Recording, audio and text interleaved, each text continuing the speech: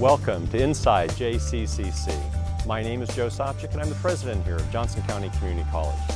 Inside JCCC provides you with a behind-the-scenes look into what goes on in one of our over 20 buildings that we have on 234 acres here on our campus. But what's really important is what goes on behind those walls. Our faculty and staff put on the best programs possible that will ensure success for our students and help them in the classroom and beyond. So sit back and enjoy, and welcome to Inside JCCC. Welcome to Johnson County Community College. Today, in this edition of Inside JCCC, we'll visit the beautiful Rainier Center. The Rainier Center, which opened in 2007, is named for Vic and Helen Rainier, who developed housing and commercial properties in Johnson County for 5 decades. The Victor and Helen Rainier Charitable Foundation gave JCCC a challenge gift to support the construction of the new building. On the first floor of the Rainier Center are classrooms for the college's non-credit continuing education programs, which provides computer training and workforce development for area businesses, and personal enrichment classes for county residents. I'm Mike Souter, I'm the Dean of Continuing Education. We provide workforce development and personal enrichment training to the people in Johnson County and actually the Kansas City Metro at large. In continuing education, we're different from the rest of the college because we are not based on a semester schedule. We go year-round, so you can come here and take a class pretty much any time of the year, and our classes are much shorter. Generally, it could be anything from a few hours to a half a day to a day. Some of our certificate programs might run a few days or a week, but that's one of the prime differences between us and the credit side of the college. Similar to the rest of the college, we are very flexible. You can take our classes during the regular working hours. We have a lot of classes we run in the evening, and we run programs on the weekends. You may have individuals who are in the job hunt, individuals who are career changing. You have people that businesses are sending to some of our public classes. A lot of times you'll have businesses, large and small. We do a lot of work with government offices. They might be city offices, county, state, even a few of the federal offices in the metro areas come here for training. And it's across a broad expanse of different topics. They might take anything from a complex information technology class to a basic supervision or finance and accounting class. While we are separate from the credit side of the college, we work very closely together on a lot of different programs. For instance, there may be an area that has not been fully developed over on the credit side, but because we can develop it much faster and easier, because they're shorter offerings, they don't have to go through the same approval process, and then we can try it here, work all the bugs out, and if it goes really well, then credit could pick it up and go ahead and take it through the approval process and create an actual credit course in that area. There is a solid square here.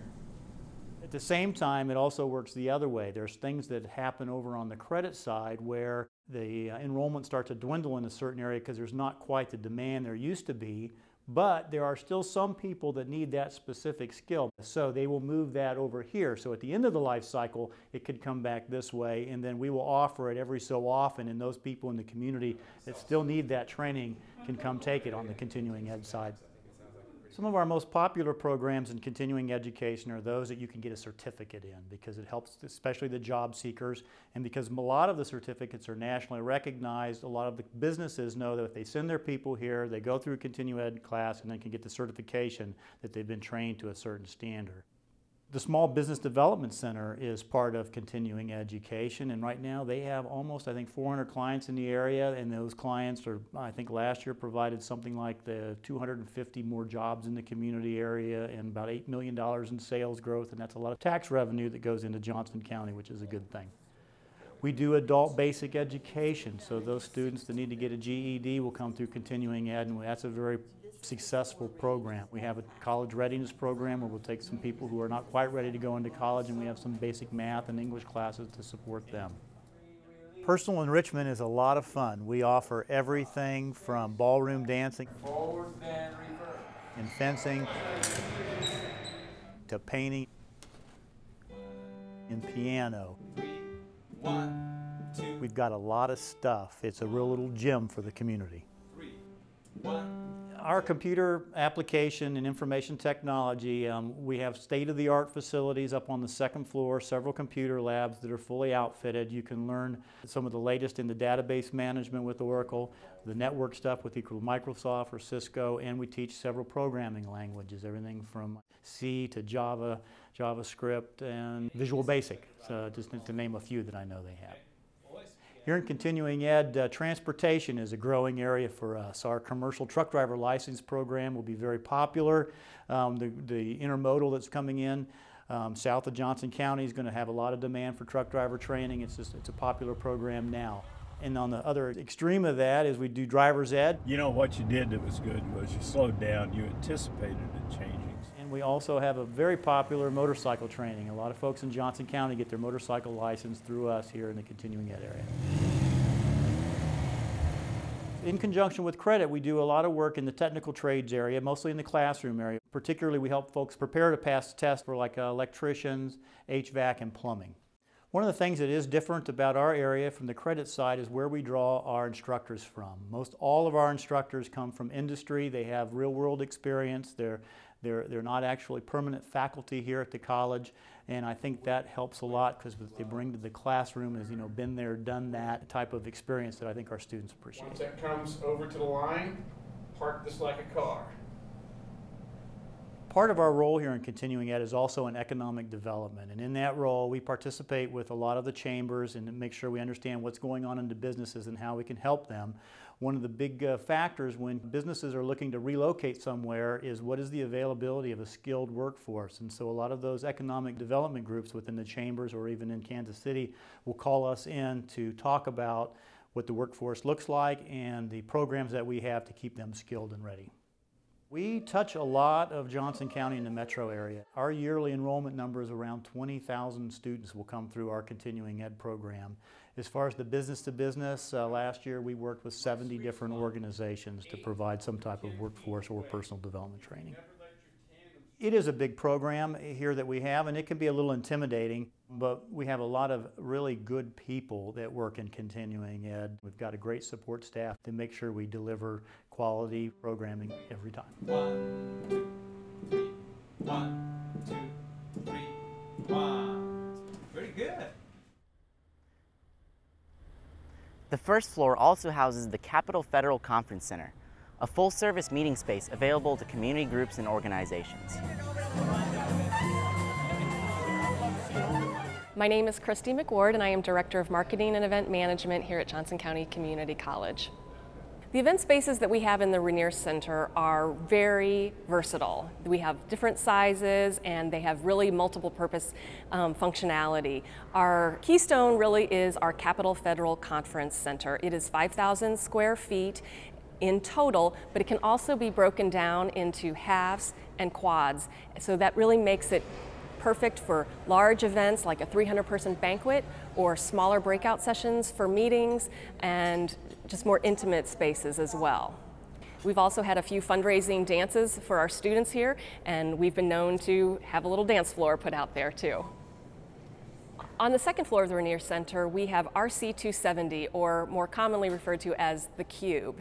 And it is a smaller event space than the Cap Fed, but it is equally as versatile. We have small dinners and receptions and meetings there as well. It is a glass 2-story room bathed in light, which is why we call it the Cube, because it looks like a little flash cube, but nobody knew what a flash cube was among our students because they're much too young, so we called it the Cube. We have many different events day and night. It's a beautiful space and very versatile. One of our premier event spaces on campus is the Hudson Auditorium. It's located on the second floor of the Nerman Museum of Contemporary Art. It seats 200 people in a tiered style table setting, and it is one of our most beautiful and comfortable settings for lectures and presentations. Mr. K first started working as a salesman for another. The Bodker Executive Conference Room is another event space, very small, but it is basically a 12-person boardroom. We have meetings, but also smaller luncheons. We have meals and receptions, and we use it for JCCC meetings quite often and for rentals for the community as well. one of the most popular spaces on campus is right here where we are, and that is the atrium. And the atrium is this wide open, beautiful space that really joins together the Rainier Center and the Nerman Museum of Contemporary Art. And it too, like our other spaces, is very versatile. We have meals in here, we have receptions in here.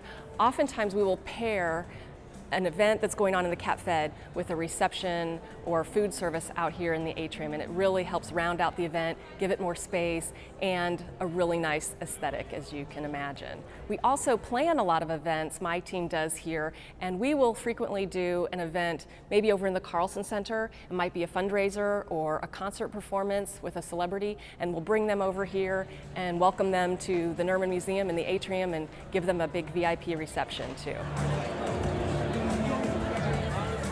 We have a beautiful restaurant right here in the Nerman Museum, and it's called Cafe Tempo, and it really is an upscale dining option right here on the campus of JCCC. We have members of the community that will come here during a visit to the museum, and they will tie in a lunch and a visit to our exhibitions. But we have soups, salads, gourmet sandwiches, and specials every day. It's becoming very popular, and we welcome people from off campus as well to come here anytime. Our spaces are primarily used by college departments and programs and students for student resources and activities, but we also rent our spaces to members of the community, to businesses and associations. Chambers of Commerce are also very frequent guests here, and they could have anything from a small meeting to a large banquet or fundraiser as well.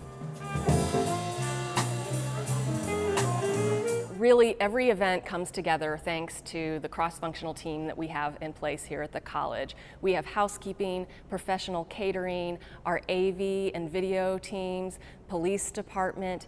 We have it covered with every concern that could possibly relate to an event. We have top-notch professional staff that all work very closely together to make sure every event comes off without a hitch and puts every client's mind at ease when they're planning an event, whether they're one of our JCCC colleagues planning a conference or someone from the community who's renting a space for their event.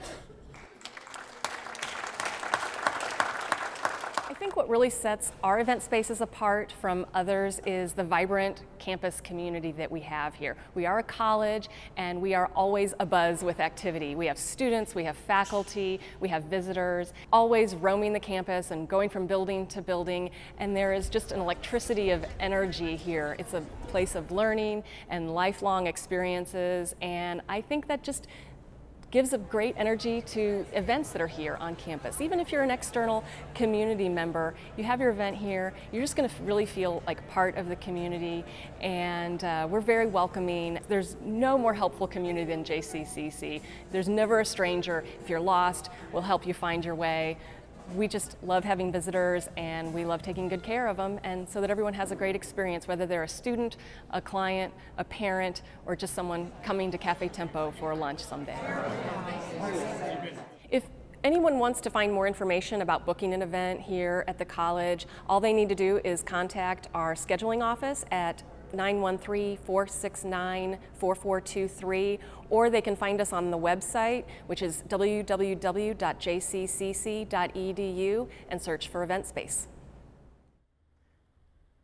The second floor of the Rainier Center houses an entrepreneurship center and the Small Business Development Center, which offers business management consulting and workshops, credit degrees and certificates in entrepreneurial studies, and a small business resource center. My name is Melinda Bryan Smith, and I'm the Regional Director at the Johnson County Community College Kansas Small Business Development Center. The Small Business Development Center has been on campus since 1983, and it was probably one of the first small business development centers in the state of Kansas. It was piloted by the Small Business Administration in the 1970s, and Johnson County Community College was one of the first community colleges and probably colleges or universities in the nation to launch a Small Business Development Center. We do two things. We provide free and confidential consulting assistance to both the aspiring entrepreneur and the existing small business owner. We also provide a number of workshops at nominal fees, really in 4 different categories: accounting, financials and taxes, marketing, strategy and leadership, and then a workshop specifically for folks wanting to start a business. We provide the whole suite of QuickBooks classes, everything from intro to intermediate to job costing, as well as payroll.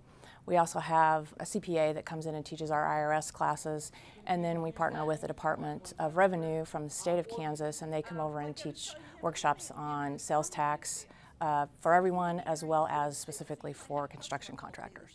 We also do a wide variety of marketing classes. We have people on staff here who teach workshops on social media and search engine optimization. We also do a workshop on marketing plans, starting a business, and then we also have a workshop that we have a contractor come in and teach on buying a business. We also do strategic planning classes, listening to your business class as well, that is really a quick half-day strategic planning class that small business owners can come in and just really have time to think about their business.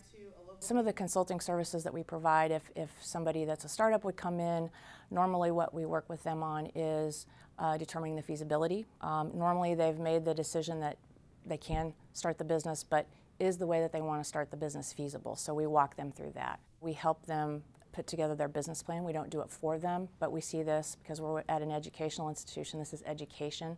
So we work with them to build their business plan, to take to a bank, or possibly to an investor. We also then follow on with them after they've started their business to make sure that that startup phase goes smoothly.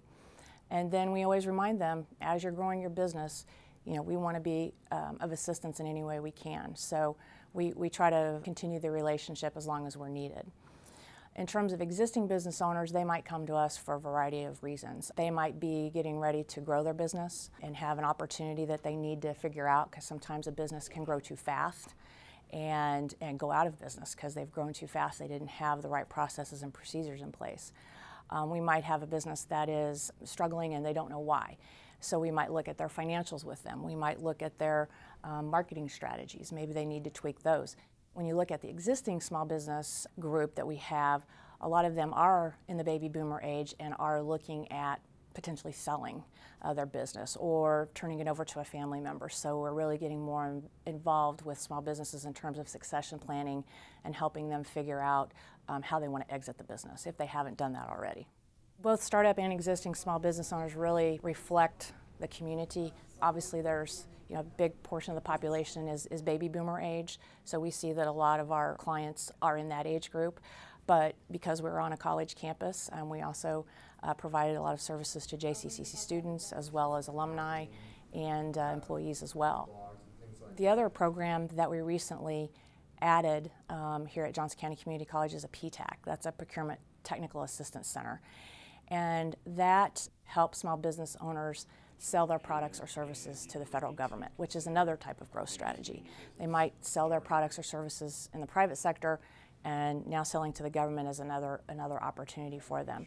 We have a person on staff, Jason Porch, who's with PTAC, which is a national program just like the Small Business Development Center. Jason and the PTAC personnel are very good at sitting down and explaining a lot of the government lingo in layman's terms. And he not only helps them launch into that, he can help the existing business owner find out if they're properly registered with the federal government. Sometimes that can make or break a business in terms of being picked or allowed to bid on a particular job. We've seen it as a very good addition to the suite of services that we provide. Small business, 5% of the dollars go towards women-owned small businesses. Some of our success stories include the New York Dog Pound, which is on Shawnee Mission Parkway.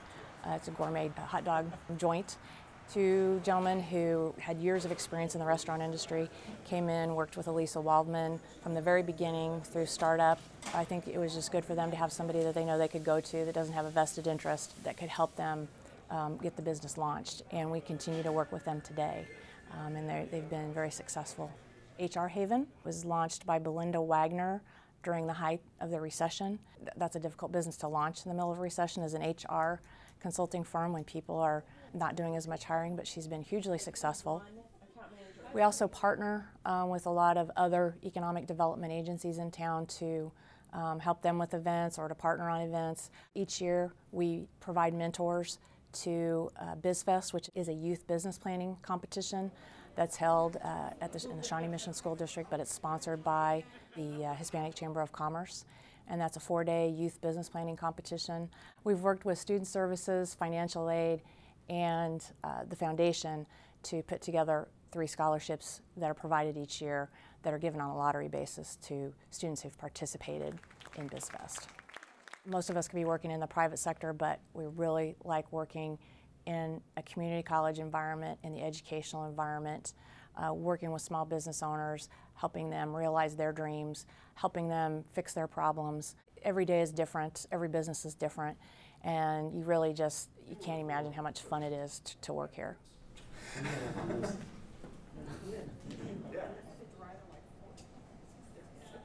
My name is Donna Duffy. I work here at Johnson County Community College, and I am a professor and the department chair for the entrepreneurship program here at the college. Entrepreneurship is a way of thinking. It is a mindset. It's one that actually many people embrace, and they embrace it for the purpose of creating or being innovative about an idea that they may have. They feel that they can develop that idea into a business that may have a product or a service. But one of the real key things is that entrepreneurs solve problems for people through that development of a product or a service, or perhaps even a process. But entrepreneurship therefore then becomes a way that people find their way to create a life for themselves and for others. What we can do at Johnson County Community College through the program of developing the skills and talents to help someone be a successful entrepreneur. The entrepreneurship programs here started in 1992. A full-time faculty member in the business administration area at the time, Mary Beth Izzard. Mary Beth was very interested in entrepreneurship, small business management.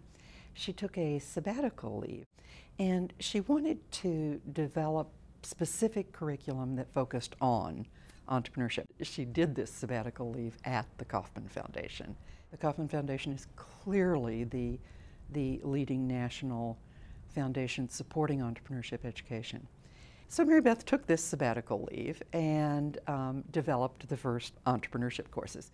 What we offer in terms of programming, we offer an Associate of Applied Science degree, we offer a 34 credit hour certificate, we offer a mini business plan certificate, but we also offer 3 other certificates: direct sales, franchising, and family business.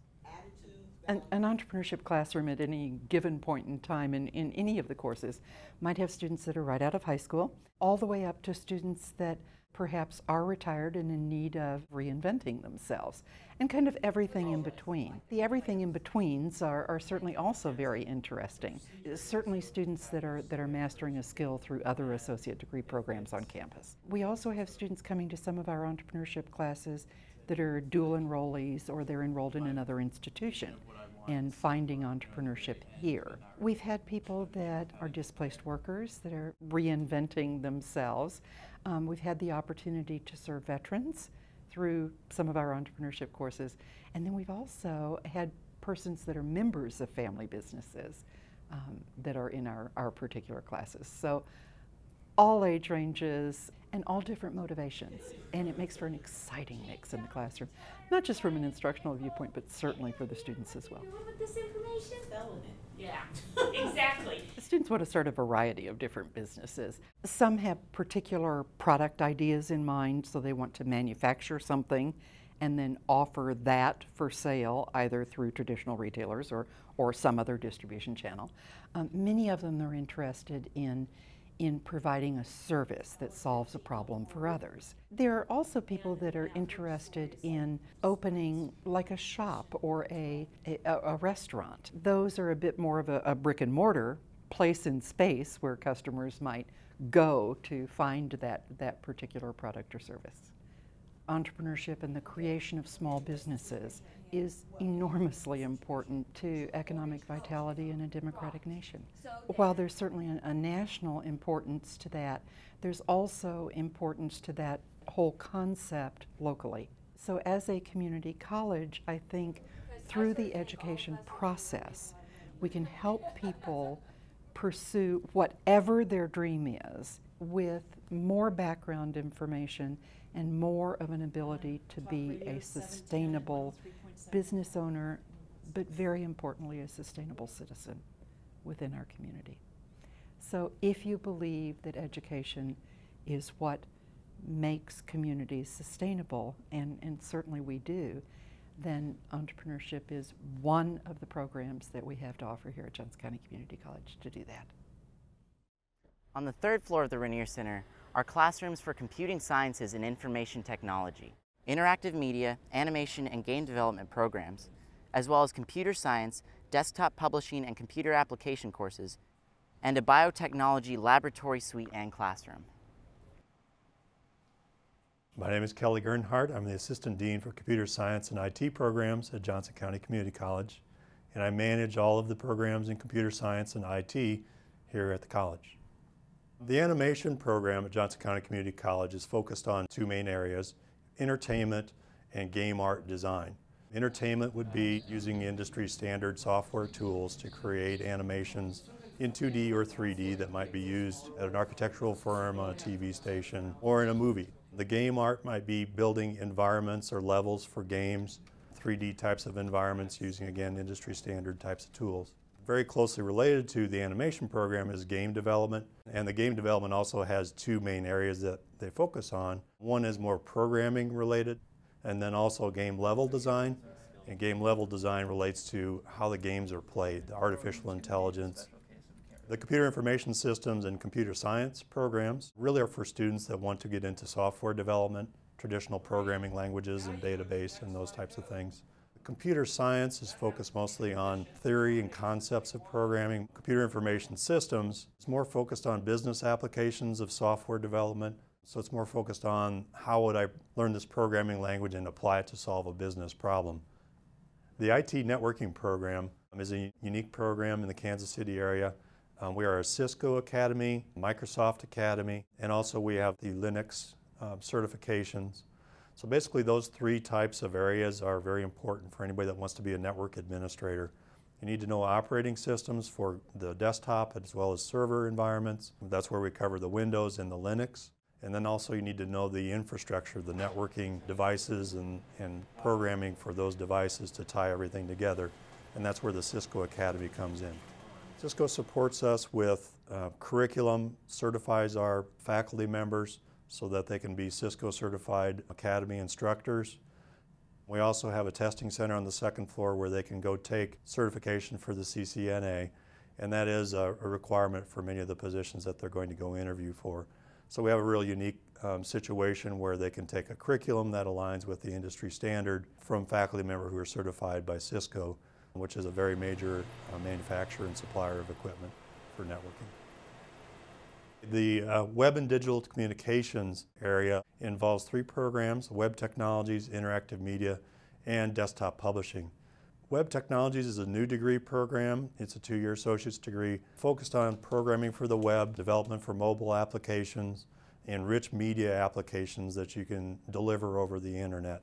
And the Interactive Media program involves kind of a blend. There's a convergence of publication, journalism, broadcasting, and web delivery. Interactive media deals with audio and video development of assets and delivery for those programs. We're also focusing quite a bit on social media because social media is very important for most businesses now. Our students come out with a background and understanding of how important social media is. There's a role for them in quite a few businesses out there.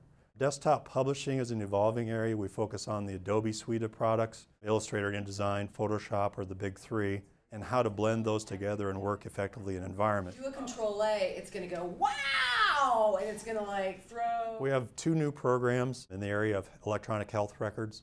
We have healthcare information systems, which is really intended to train people to go out into physicians' offices or hospitals and help them set up the system, do the configuration as they transition from paper record systems into electronic health records. We also have a medical information and revenue management program, which teaches more from the user approach, how to use those systems once they're installed and configured to accurately enter data into the patient's record and then pull that information back out for billing purposes with insurance companies and third parties. So that's a nice complement of programs dealing with both ends of really a growing and rapidly growing electronic health records field.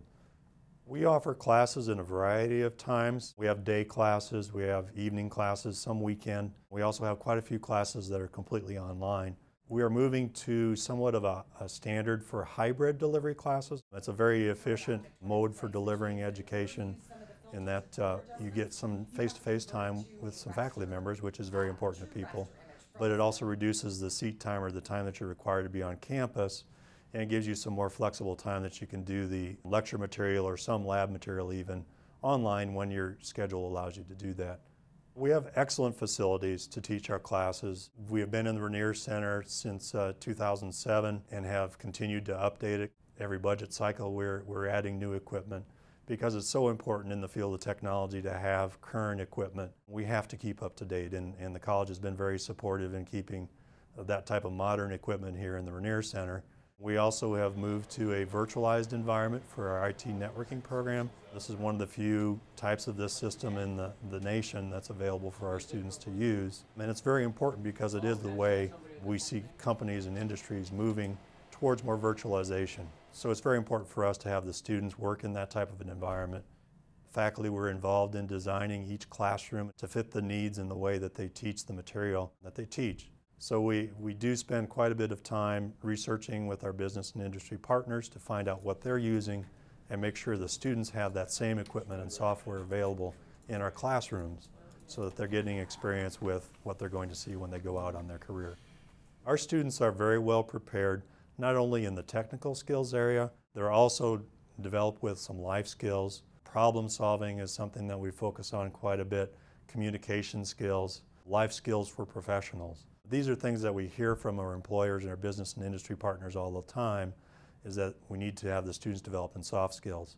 So in addition to having those technical coursework and practice in very technical types of areas, we also give them practice in public speaking and writing letters that they might write in business type of environment, getting them prepared to go out to the work world. We also realize that many of our students are not necessarily going right into a career. They might transfer to a four-year school. So we try to emphasize the importance of the general education courses to make sure they get their math and their English and their public speaking out of the way, which aren't always their favorite courses, but I think it's very important when their Cisco networking faculty member tells them how important it is to take that public speaking class. I think it really emphasizes to them that it is important and we believe that they need that, as well as preparing them for down the road that they may decide they want to get a four-year degree and then they have their options open.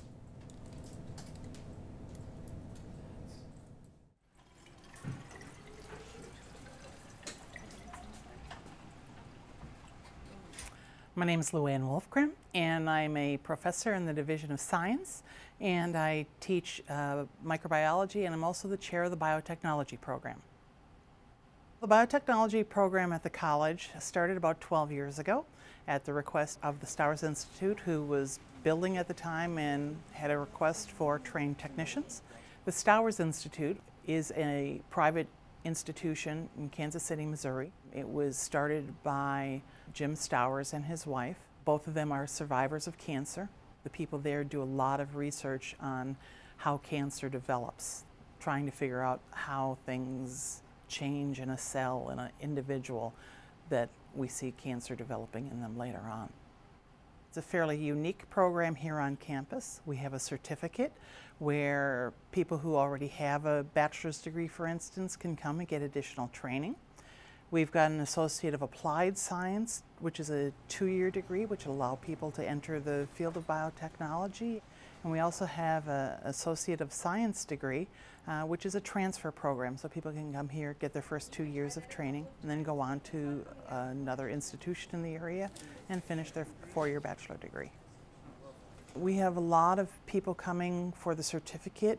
Many of them are foreign nationals who have their degree from other countries and just need to kind of prove themselves here in the United States.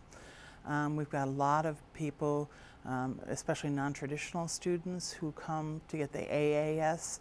They've been working at McDonald's or a grocery store or a restaurant and realize that they love science and want to get into the field, and this is their way in. And then we have some students who come here, get their first 2 years under their belt get biotechnology as kind of an emphasis, and then go on and get their degree. So we've got a good mixture of all three of them. The courses that we teach here, we use kind of a combination of all the technologies that we have here at JCCC. Some of our introductory courses are taught online. Some of them are taught online and then have a lab. The methods courses and the microbiology courses are taught here on campus and have a lot of laboratory time, which is important for someone going into the field because that's what they're going to do with their lives. So they spend a lot of time here in the lab getting a lot of hands-on training, which helps them when they go to get a career in the field. And then that works. And just for a few seconds? Just for a few seconds, yeah. We're very lucky with our facilities. When the Rainier Center was being built, the state of Kansas graciously gave us a $1.5 million grant to build a center of excellence in workforce development. We have two primary labs, one which is a lab for teaching basic science labs, especially cell and molecular biology and genetics. The lab we're in right now is more of the advanced laboratory, where we teach more advanced biotechnology methods and techniques. We were fortunate to get a classroom right next door, so I can lecture a little bit, and then if we have a particular technique that's going to take a little bit more than the 3-hour time slot that we have, we can come in here, start the lab, and go back and forth between the two rooms and make sure that the lab work gets done, but they also get the theory that they need in the classroom. Some of the equipment that we have and some of the additional facilities, we have a fermenter and a bioreactor, which are pieces of equipment used to grow either bacterial cells or animal cells, especially important in vaccine development. We do have a DNA sequencer. Unfortunately, it's a little antiquated at this point in time because the science has moved along so quickly. We also have a variety of centrifuges and methodologies for looking at DNA and working with DNA and proteins and other things like that. One of the most important things that a student learns here that's going to go into the industry, especially some of our animal health companies that we have in the area, is aseptic technique. And that's how to work safely with either microorganisms or animal cells or something so that they can help a company produce a vaccine for a company, do it safely, do it so that the vaccine doesn't get contaminated, so they don't cost their employer a lot of money. Some of those techniques are very important to our companies in the area. With the types of techniques, with the equipment that we train students with, we have to keep the class size fairly small because the expenses of the equipment, the expense of the materials that go with the equipment. If we had large classes, we wouldn't be able to afford to run the classes. And so, and it's nice because I'm the only one in the lab and I can spend a lot of time with my students. I get to know my students fairly well, and so when they're ready to go into the field, I can hopefully place them in a site where I think they're going to do well and succeed. One would be at 65, one would be at 72. I think they're fairly prepared to do anything in the science field.